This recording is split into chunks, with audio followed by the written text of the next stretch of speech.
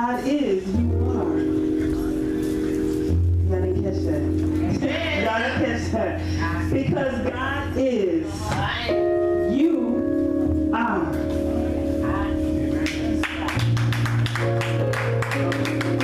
I'm talking to myself this morning, y'all. So, I am so glad that to be part of this family. It's not, I'm part of this church, I'm part of this family. And I'm going to tell you why. I am a daughter. I am a daughter. And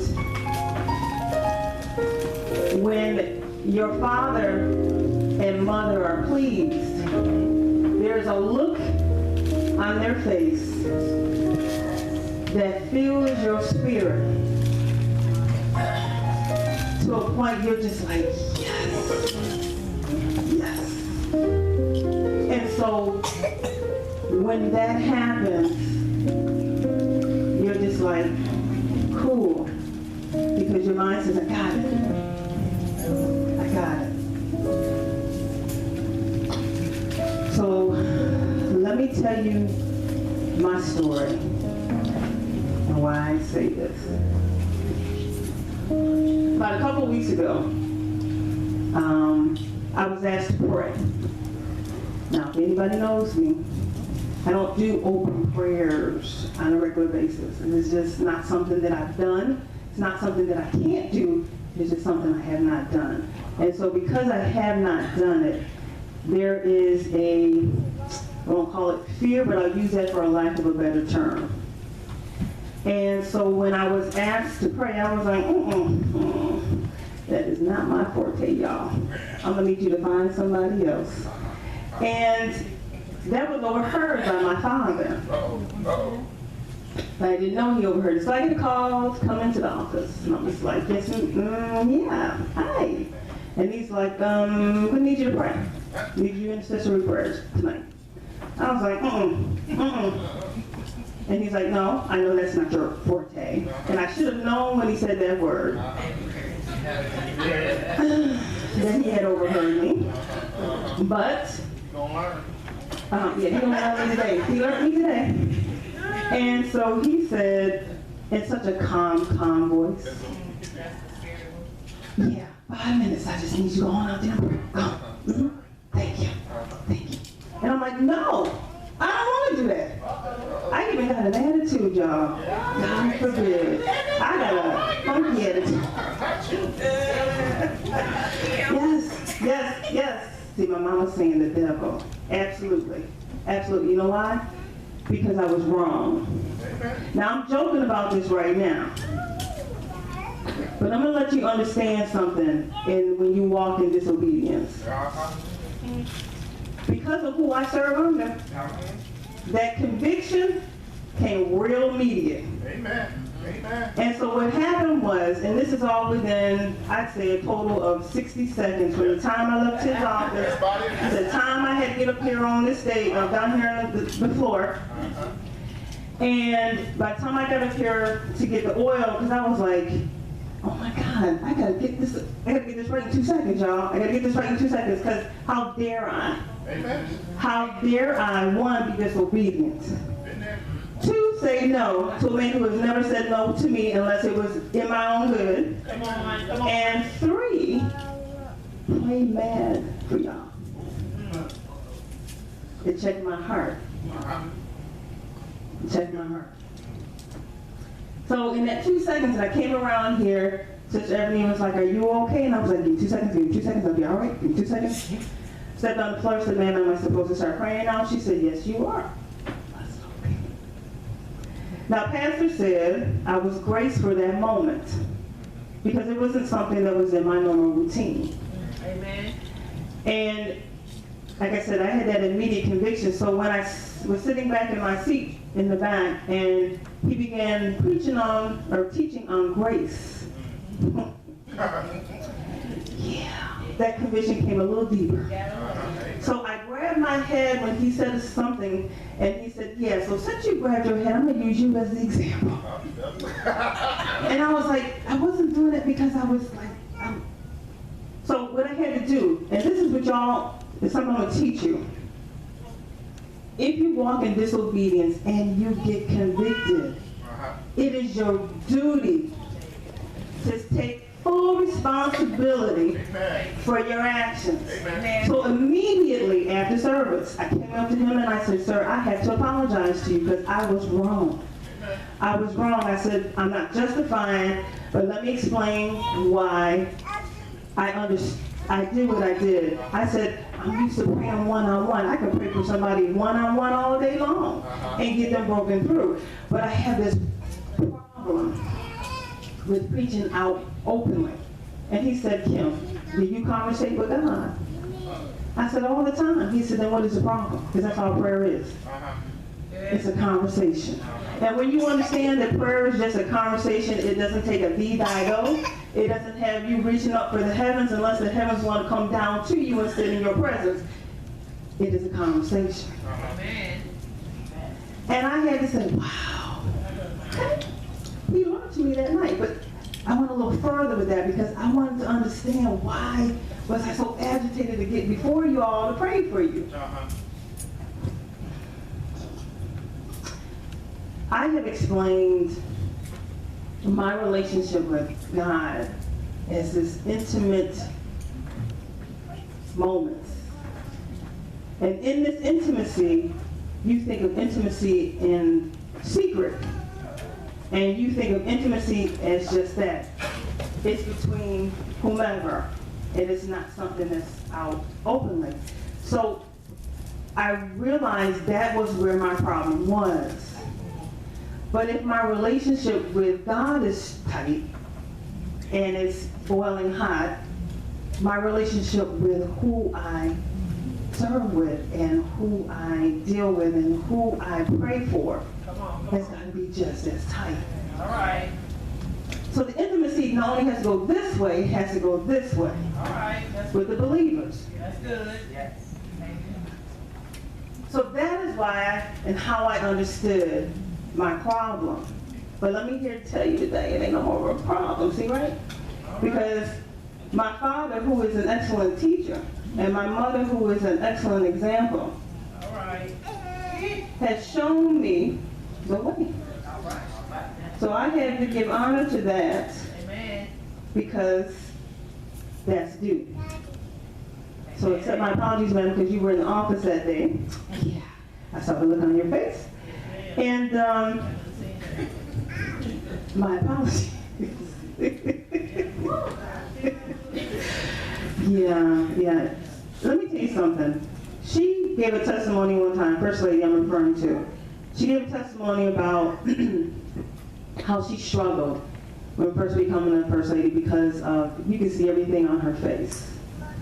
And she wasn't shy of telling you what was on her mind. And her testimony was, I have come a long way. Like she's saying today, I am not where I was. I'm not where I want to be. Amen. But I am not where I was. And y'all need to be happy for the grace that she received.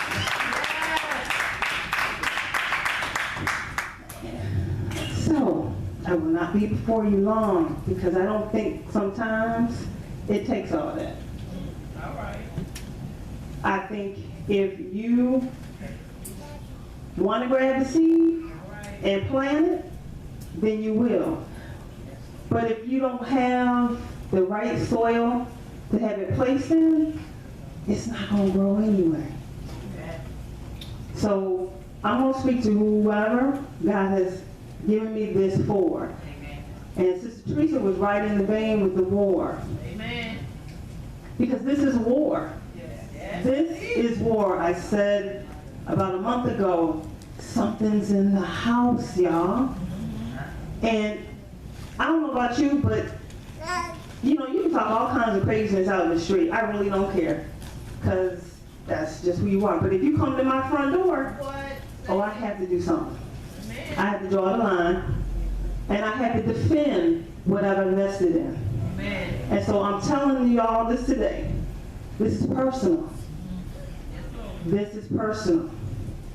And if you don't make it personal, you won't have a personal investment. Therefore, you can walk away real easy. Well, me, I can't walk away. Amen. This is who I am. This is not a job. It's not a position. It's not a title.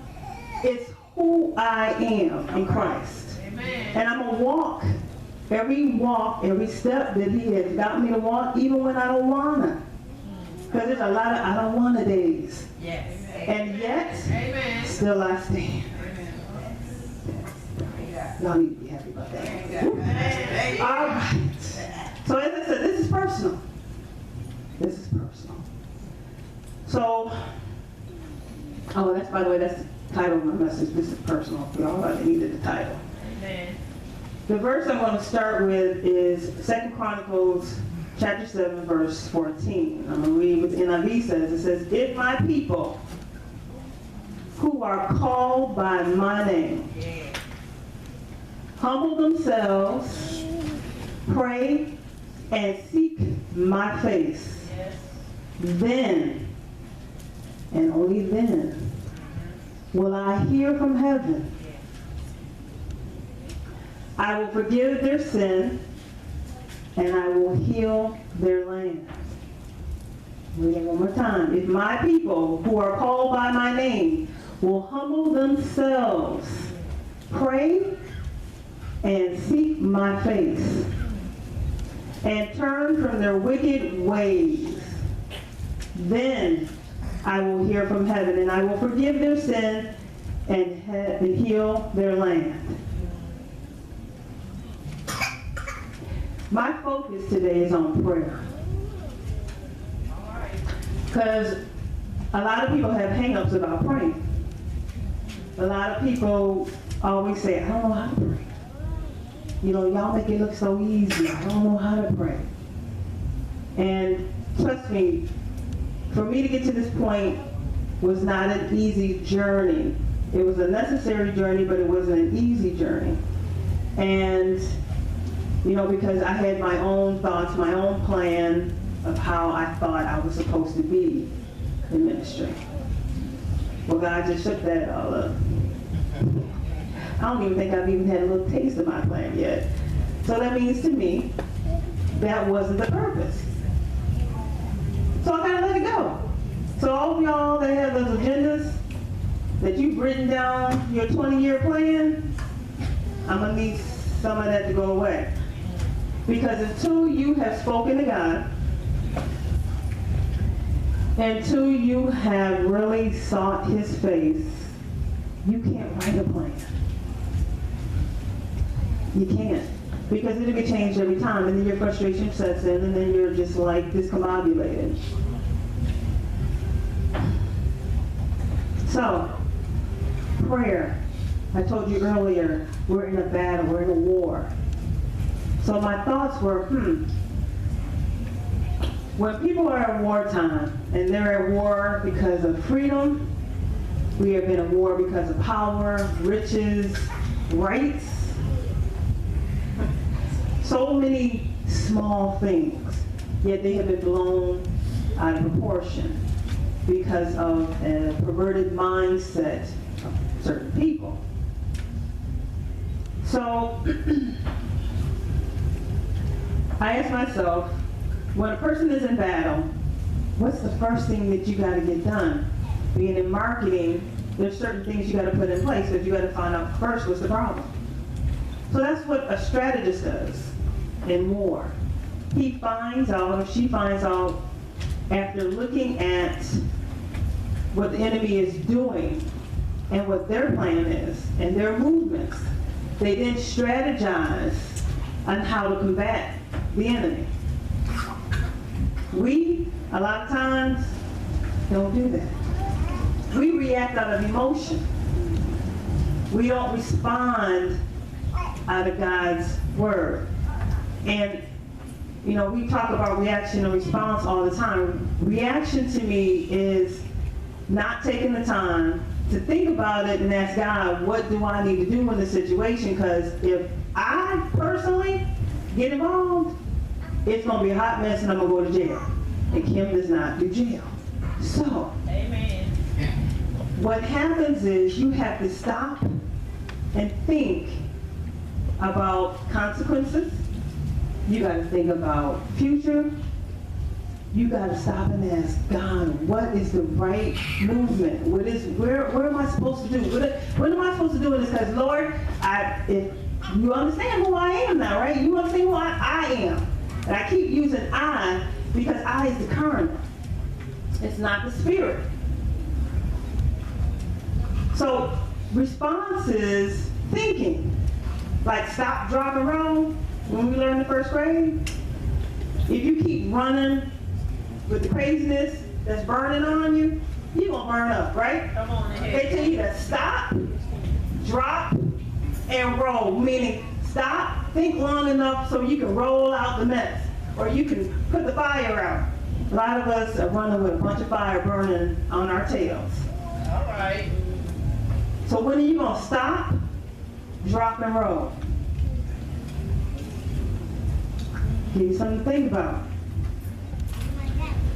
So, and let me hit another point in the 2 Chronicles chapter 7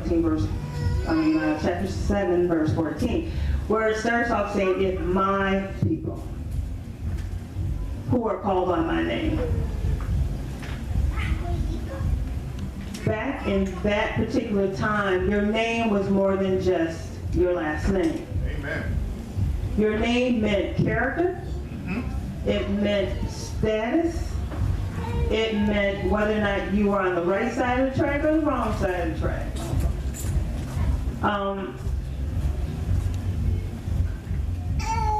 But when to be called by God's name, it means that we are elect, chosen people, selected to spread the light of the word. All right. Because darkness can influence darkness for more than just darkness. The light is what kills the darkness. So if your heart is still dark, you just moving around and flapping your arms, basically. Matthew 6:6 says, here's what I want to do.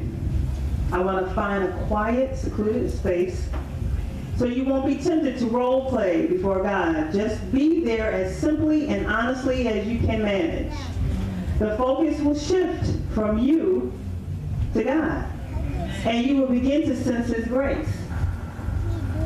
Verse 7 through 13 says, the world is full of so-called prayer warriors who are praying ignorant. They're full of formulas and programs and advice and peddling techniques for getting what you want from God. Don't fall for that nonsense. All right.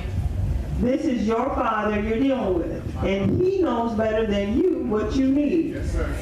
With a God like this loving you, you can pray very simply. I said it's a conversation. Amen. Amen. It's a conversation. You know? And see, what we also tend to do is we try to treat God like people treat us. Come on.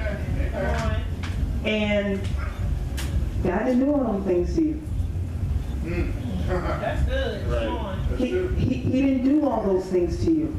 If anything, if you do look back in hindsight, there was some sort of warning you not to do what you did. Amen. Amen. And because you did what you wanted to do, Come on. you're in the situation that you're in. Amen. And yet, you have the audacity to be angry, hurt, frustrated, confused, and want to blame everybody but yourself. Again, I had told you earlier, you got to accept the responsibility of your actions. And that's what you walk in. You can't do that. You got to stop doing that.